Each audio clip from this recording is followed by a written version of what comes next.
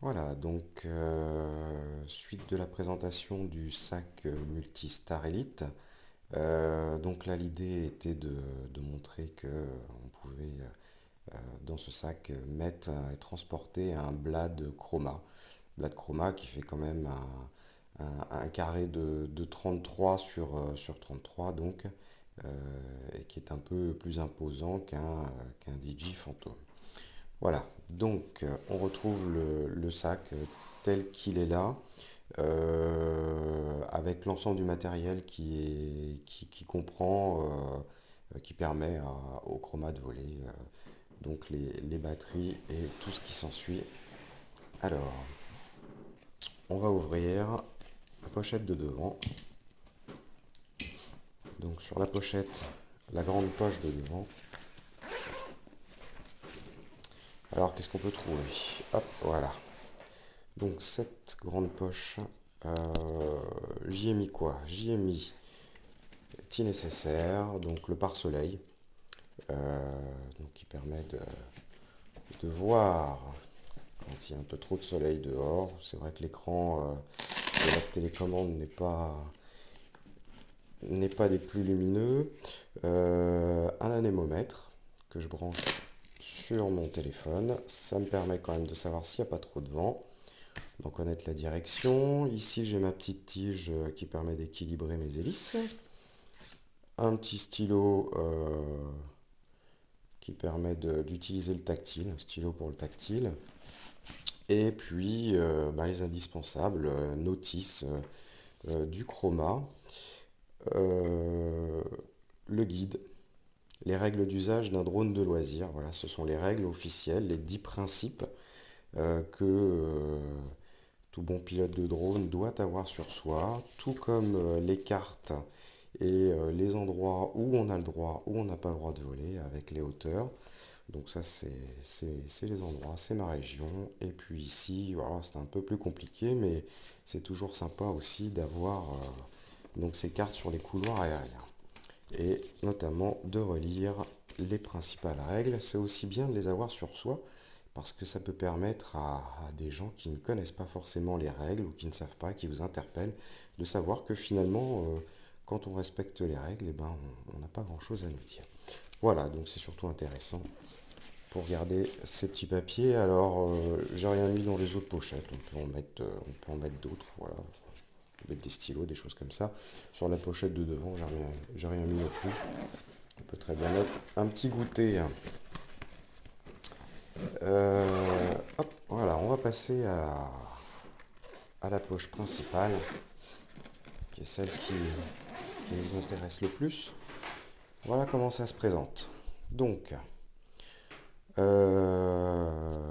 sur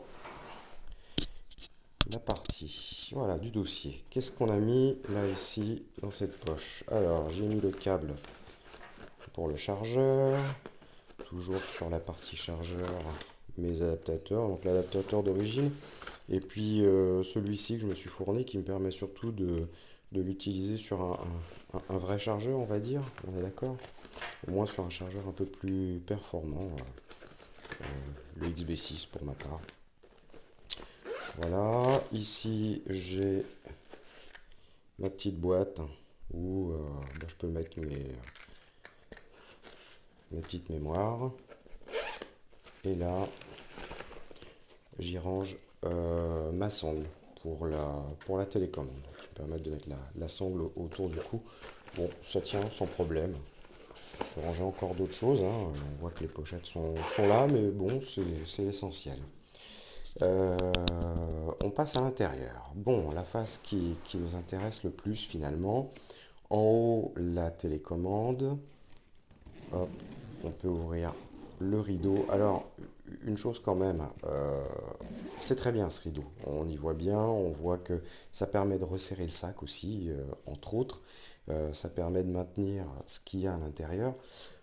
J'aurais peut-être préféré que le rideau monte un tout petit peu plus. Je vous explique pourquoi. Tout simplement parce que si il avait pu monter un peu plus, ça m'aurait permis de maintenir bien la télécommande.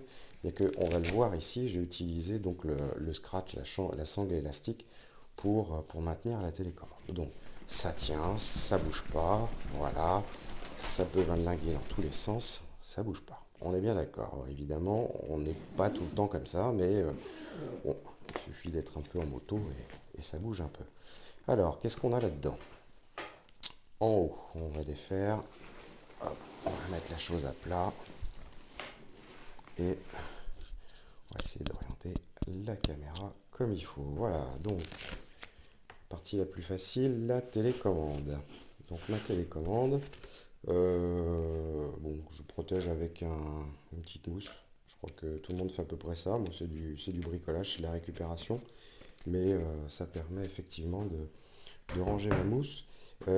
Ici, j'ai réutilisé cette cloison finalement que je ne me sers pas. Un petit peu de mousse. Que je ne me sers pas bah, dans le reste parce que bah, j'en ai pas vraiment besoin. Donc pour le coup, comme la télécommande avec sa poignée est assez à poignée et en même temps ça fait antenne, il me semble, est excentrée, ben finalement voilà, ça me fait une surépaisseur, comme ça permet à la télécommande d'être maintenue. Ici c'est le pochon qui permet c'est d'avoir l'étanchéité, vous savez, la poche qui permet de recouvrir complètement le sac pour le rendre complètement étanche. On le met dedans, voilà, et hop, quand on veut maintenir le tout, on fait ça, et franchement c'est ferme, ça bouge pas, ça change rien. Passons au reste. Alors, ici, j'ai mon jeu d'hélice, tout simplement. Mes pieds, voilà, ça c'est une des choses qui m'a fait acheter le Chroma, c'est que les pieds se clipsent. Hop, qu'est-ce qu'on a encore? Alors, un premier bloc de mousse que j'ai découpé à la forme voulue. Et on y retrouve la caméra. Hop, on va poser délicatement par ici. Un deuxième niveau où on retrouve en dessous le chargeur. Voilà, on va le replacer. Je pense qu'on va pouvoir y mettre aussi un autre chargeur, hein, un XB6, certainement, ça doit rentrer. On fait le tour et on y retrouve alors le gros transformateur du chargeur, une batterie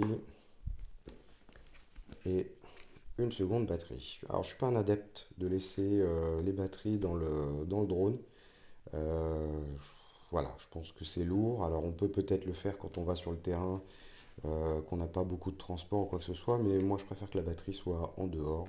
Au moins j'ai pas de risque de quoi que ce soit. Elle est vraiment, vraiment en dehors. Donc tout ça, ça tient hein, parfaitement. C'est calé une fois que qu'on a mis en place l'espèce de le petit grillage et bien sûr le chroma donc qui comme on peut le voir sort sans problème. Voilà, donc ça tient bien. Les parois, bon, il faut prendre son temps pour les fixer, trouver un petit peu le truc, mais ça se passe bien. On pourrait presque en mettre deux, hein. Voilà, puis on a déjà deux jeux d'hélice dans la boîte. Les pieds peuvent largement tenir. Et voilà, donc pour ceux qui veulent deux chromas, ça passera sans problème. Une télécommande, deux chromas, deux batteries, la vie est belle. Voilà pour cette partie-là. Quoi dire d'autre? J'ai fait des essais également pour mettre le chroma à l'envers. Hop, et là, tout de suite, vous allez me dire, ah mais oui, on le met à l'envers et on place par-dessus la caméra. Alors, oui et non. Oui et non. Oui, pourquoi? Parce qu'effectivement, on gagne, on évite de manipuler sa caméra. Tous les possesseurs de chroma savent que la caméra est pas simple à manipuler. À retirer, à remettre, c'est facile, il n'y a pas d'outillage, il n'y a besoin rien de faire, mais c'est vrai que c'est pas forcément l'idéal. Vous allez comprendre tout de suite pourquoi. Je vais refermer la grille. Hop. Et voilà. Alors, je ne sais pas si ça se voit beaucoup à l'écran, mais la boule, elle est un peu trop haute, de peut-être 1 cm ou 2. Alors en soi, c'est pas très gênant. On peut fermer délicatement. Voilà, ça passera bien sans problème. Bon, le seul hic, c'est qu'il ne faudra rien poser sur le sac. Euh, Voilà, au risque d'écraser effectivement la caméra. Donc j'ai pris pour partie. Je me suis dit que quand on partait voler, on n'était pas forcément pressé. Au prix où coûte cette petite caméra, ma foi, il valait mieux prendre son temps, la poser délicatement et puis mettre voilà, un petit bout de mousse bien découpé. Là, elle tient, il n'y a pas de problème.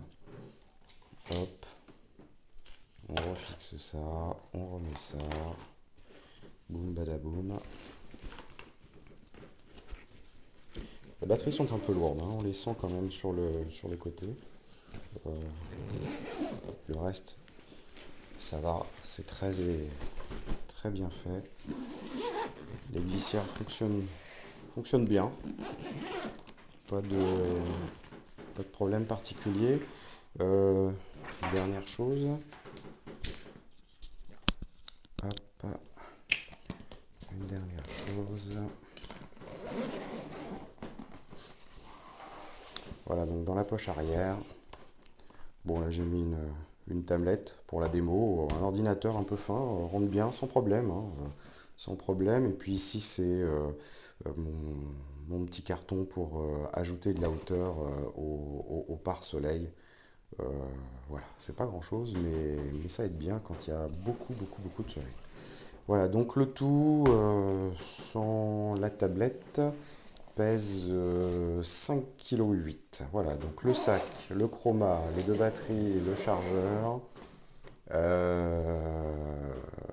Et donc bon, les hélices, les autres petits accessoires, la documentation. Voilà, donc il y en a pour 5,8 kg sur le dos. Euh, Bon, voilà, c'est 5,8 kg. C'est pas désagréable à porter, ça se porte bien, hein. Je rappelle, les sangles sont vraiment bien, elles sont aérées, c'est molletonné au niveau du dos, donc ça se porte vraiment bien. Voilà, donc j'ai trouvé un sac qui me convient bien, qui est fait un peu plus touchy d'ailleurs que le sac officiel. Et en plus de ça, ça peut servir après pour d'autres drones. Et on pourrait très bien imaginer mettre encore un autre petit drone à l'intérieur. Voilà, j'espère que cette présentation vous aura plu. À bientôt.